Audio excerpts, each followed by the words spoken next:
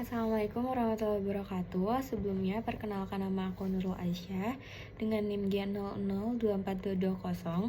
Jadi di sini aku bakalan jelasin mengenai laporan praktikum anatomi di blok 1.3, yaitu pada laporan praktikum yang ketiga. Yang dimana di sini itu terdapat diminta untuk membedakan jejunum dan juga ileum. Perbedaan jejunum dan ileum yaitu pada vaskularisasi untuk jejunum itu vasa dan juga janjulas. Terus kalau ileum itu dia vasa dan juga kanalis. Terus untuk posisinya sendiri itu jejunum 2/3 oral, sedangkan ileum itu 1/3. Untuk letaknya sendiri itu kalau untuk jejunum itu terletak di kiri atas kavum abdomen. Terus kalau yang ileum itu di bagian kanan atas kavum abdomen. Kavum abdomen atau kavum Pavlovius. Terus untuk jumlah arkadnya itu ada jumlah arkad vaskular itu untuk jejunum 1-2, tapi kalau untuk ileum 3-3. Terus untuk vasa rekta itu jejunum vasa rektanya panjang, kalau ileum dia pendek. Terus banyaknya vaskularisasi kalau jejunum sedikit, tapi kalau ileum itu banyak. Terus untuk warnanya jejunum itu lebih terang, pink pucat. Tapi kalau ileum itu warnanya lebih gelap atau merah. Terus diameter lumennya jejunum itu lebih kecil, tapi kalau ileum itu lebih besar.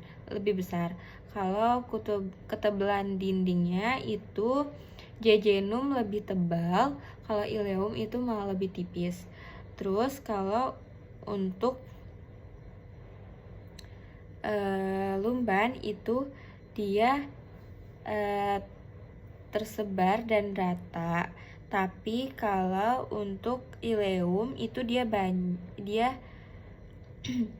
dia berkumpul. Dia enggak tersebar, tapi dia berkumpul. Nah, kalau untuk lemaknya sendiri, jejunum itu disimpan di dekat radial, tapi kalau ileum itu di seluruh bagian. Lanjut untuk struktur bagian kilon. Struktur-struktur yang terdapat pada bangunan kolon itu ada sekum, terus ada ascending kolon, terus ada transversas kolon, ada juga sigmoid kolon, sama ada descending kolon. Nah, kolon ini itu merupakan bagian terpanjang dari usus besar yang terdiri dari beberapa bagian, yaitu kolon ascendon, kolon transversum, kolon descendent, dan kolon sigmon. Pada bagian sistem pencernaan, kolon ini bertugas untuk mencampur kimus dengan enzim saluran cerna serta menyerap air dan elektrolit untuk membentuk fases. Kemudian terus juga kolon ini tuh untuk kolon ascendent sendiri itu bagian awal yang akan dilewati oleh sisa pencernaan dari usus kecil yang terletak di sisi kanan tubuh memanjang dari sektum ke atas. Tapi kalau ke kolon transversum itu kolon di bagian atas yang terletak mendatar membentang ke sisi kanan ke sisi kiri rongga perut. Nah, kalau untuk kolon descendant itu terletak di sisi kiri usus besar yang memanjang ke lengkungan di limpa ke bagian kolon sigmoid. Nah, kalau kolon sigmoid sendiri itu bagian terakhir kolon sebelum sisa pencernaan masuk ke rektum, terletak di bawah kolon descendant yang berbentuk seperti huruf S.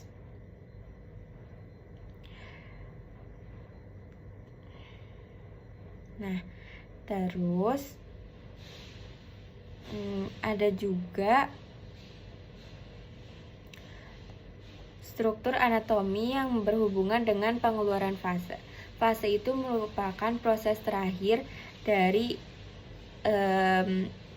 saluran pencernaan. Nah, kalau fases untuk struktur yang berhubungan dengan fase sendiri itu ada stomach, Langer interin, terus sigmoid, colon, rectum. Terus ada small interesting, terus ada long interesting, sama seperti yang kurang lebih kayak ada cecum, terus ada colon, sigmoid, colon. Nah, untuk di akhirnya itu di bawah rektum itu ada anus. Anus itu merupakan proses terakhir dari saluran pencernaan. Kalau fases itu kan pengeluarannya atau kotorannya. Nah, kalau proses pengeluarannya sendiri itu berdasarkan zat yang dibuang. Proses pengeluaran dari manusia itu dibedakan menjadi 3, yaitu ada defekasi itu pengeluaran zat sisa hasil pencernaan atau yang disebut dengan fases ini. Nah, kalau ekstraksi itu pengeluaran zat sisa hasil metabolisme CO2, keringat, dan itu kayak CO2 keringat dan juga urin. Terus ada sekresi, itu pengeluaran getah yang masih berguna bagi tubuh atau yang dinamai dengan enzim dan juga hormon.